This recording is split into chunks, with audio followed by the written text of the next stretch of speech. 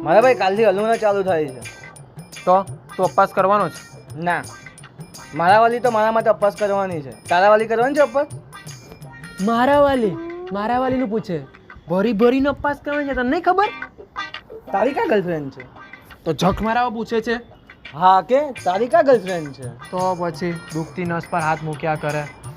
પોણા 3 વર્ષથી અપવાસ કરું છું, એક બી અલુણો છોડ્યો નથી મેં. તો બી એક બી ડીએમ નથી આવતું મારામાં. ને અનું મોઢું જુઓ, આખા ડીએમોમાં લિસ્ટ ભરાઈ ગઈ છે.